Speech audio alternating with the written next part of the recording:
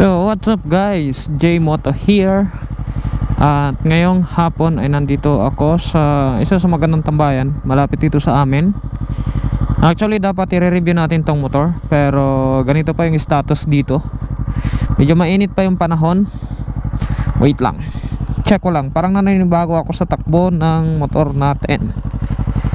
Anong meron?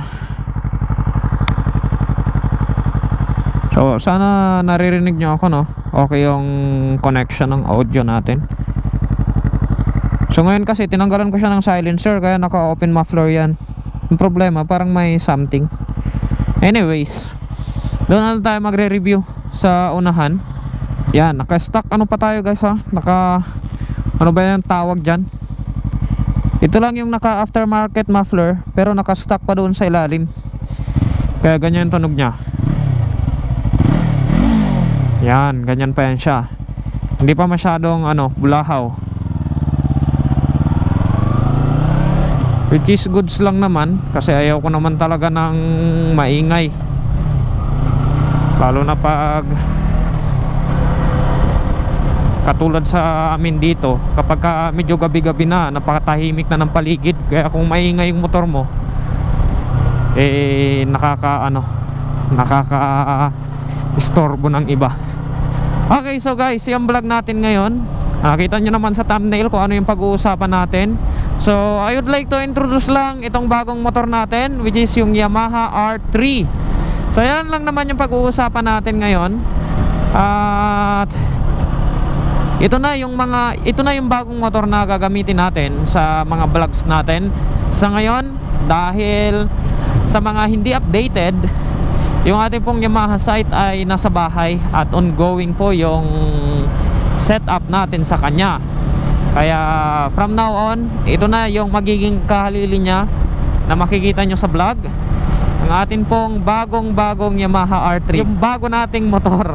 Hindi siya bago talaga, as in second hand ko lang siya nakuha, pero sobrang fresh niya pa nung nakuha ko siya. Dahil well, actually yung gusto ko sana is R15, pero dahil may nakita tayong Yamaha R3, which is ito na yon, na kumbaga bago pa naman at fresh pa yung engine, yung at the same time yung unit, kaya ito na yung kinuha natin. So ano lang yung natatakbo nito, nasa 11,000 plus kilometers pa lang yung natatakbo niya. So kaya hindi ako nagdalawang isip na kunin, dahil sa tagal ng unit at sa 11,000 pa lang na natakbo ay sobrang ganda pa ng engine. At kitang kita naman guys, nung pagkakuha namin ito, ay talaga makikita mo pa yung bakas ng kahapon. Hindi, yung bakas ng parang kala mo kakalabas pa lang sa kasa. So sobrang alaga yung motor na to, kasi galing naman siya ng isla. So matik, wala namang tatakbuhan na ganun kahaba. Confident ako na maganda pa yung motor na to. So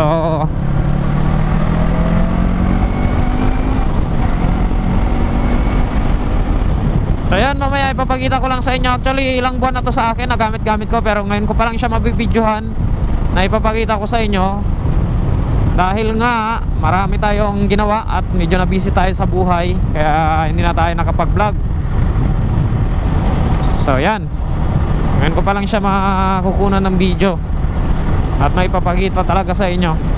So yung motor na to, actually ngayon nga kung makikita nyo guys, is full black na siya. Black na parang red, na hindi ko malaman kung anong eksaktong kulay niya. Basta black. Tapos pag nasikatan siya ng araw, nagkukulay red. So syempre ganun na yung kulay niya ngayon. Pinarepaint ko na, gawa ng medyo hindi ko tipo yung kanyang stock na kulay. So on the way yung process natin para sa affidavit of change color nito. So yan, kulay black na siya, but yung stock na color niya is kulay gray. Ilalagay ko na lang sa screen. Ayan, nandyan. So yan, so marami na rin nag-review nito ng ganitong klaseng motor. So yung sasabihin ko na lang siguro is yung experience ng isang rider mula doon sa 115cc underbone Yamaha site papunta sa Yamaha R3, kung ano nga ba yung nagiging feeling kapag ganito kalayo yung laktaw natin. So for me is napakalaki yung ramdam na ramdam mo yung pagbabago, ramdam na ramdam mo yung upgrade. Kasi nga sobrang laki talaga ng difference ng underbone doon sa pinanggalingan natin. Unlike siguro kung nag-start ako sa mga 150cc, siguro hindi ganun kalaki yung difference. Pero dahil nga nagsimula tayo sa 115cc, kaya siguro ganon. So sa arangkada pa lang, sa takbo, sa bilis, napakalayo na kaagad ng difference. At isa yun sa mga napansin ko. Kasi like sa motor ko, ilan lang yung mga takbuhan natin doon. Like dito, talagang ikaw yung mamimili. Kumbaga ikaw yung papipiliin niya kung gaano ba kabilis yung kaya mong itakbo. So yan, ganun yung pakiramdam kapag galing ka sa medyo mababang cc. Pero ito yung isa sa mga napansin ko, bagamat ganun kalakas yung motor or ganun kataas yung displacement ng motor, is very ano siya, kumbaga user friendly pa rin siya.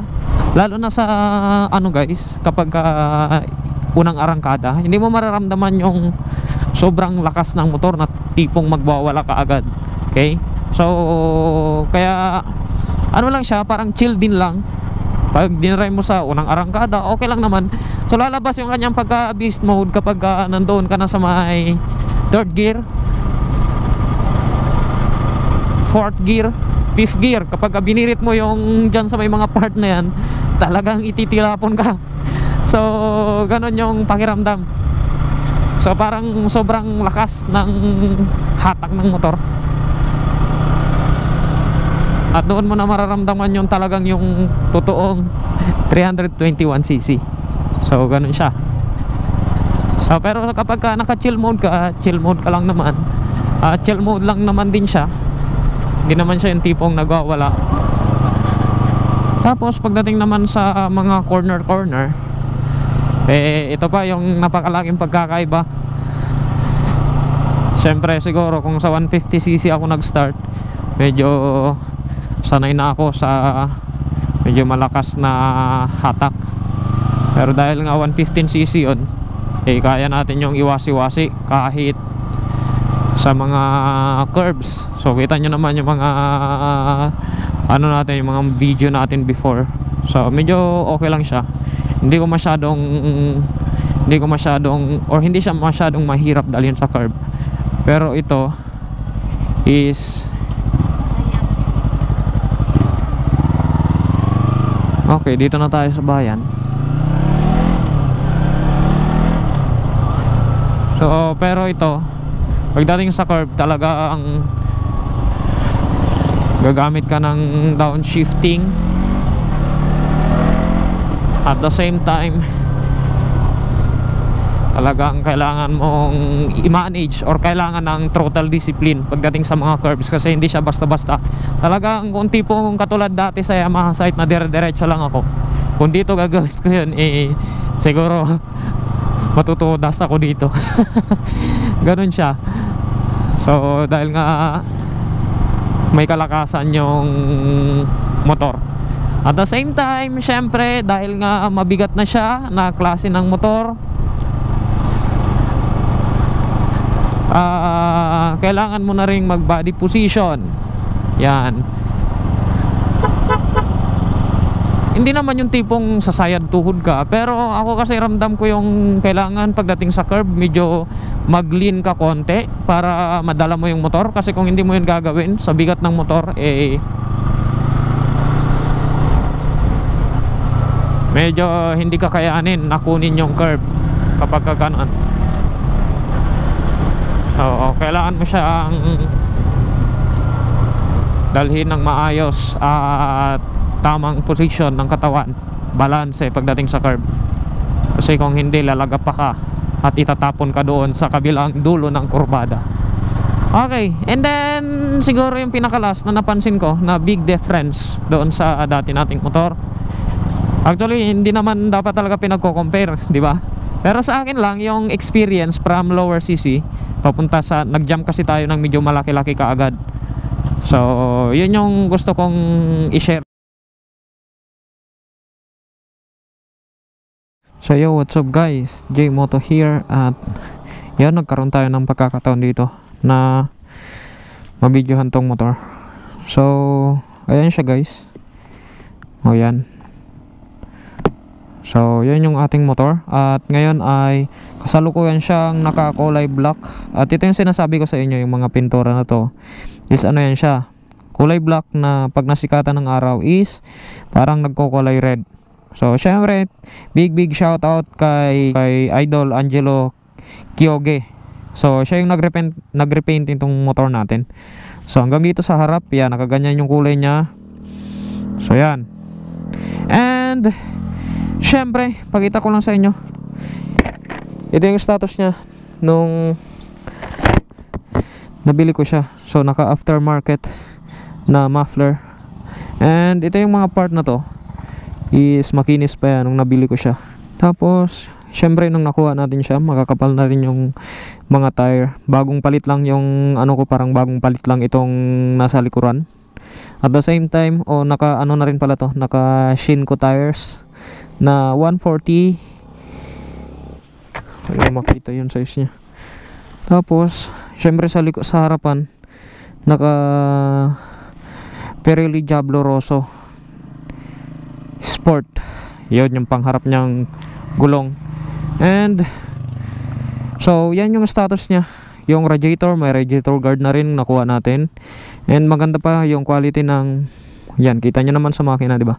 Puting-puti pa to, maganda pa. And yung makina, sobrang ganda ng, sobrang sariwa pa talaga ng hatak. So, ganun yung status niya nung nakuha natin siya. And kita nyo naman, dito sa harapan, yan yung view niya. So, ganyan yung view niya dito sa may harap. And dito yung mga part na yan na parang may mga tiny scratch. Ako na lang nakapagasgas niyan. So yan, naka RCB. Tapos may lever guard na rin. So overall, goods na goods pa. Second hand na R3, goods na goods. Wala akong masabi. Kahit second hand. Yan na yung kabuuan nitong motor na ipakita ko na sa inyo. So I am 5'3" at kita nyo naman lapat na lapat yung aking paa. So very manageable siya sa height ko na ganito. Di na ako hirap dito sa motor. Medyo maninibago ka lang sa umpisa, pero katagalan magagamay mo din naman. At hindi rin naman talaga siya mahirap gamayin. So yun na lang siguro guys. Abangan nyo na lang yung mga susunod na vlog. Maraming salamat sa panonood. And that's all about it guys. Keep on riding, keep safe.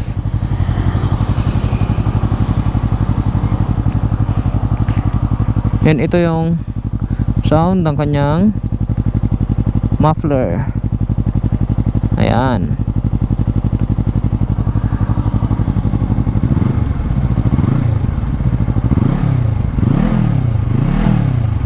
Oh, ayan yung muffler nya.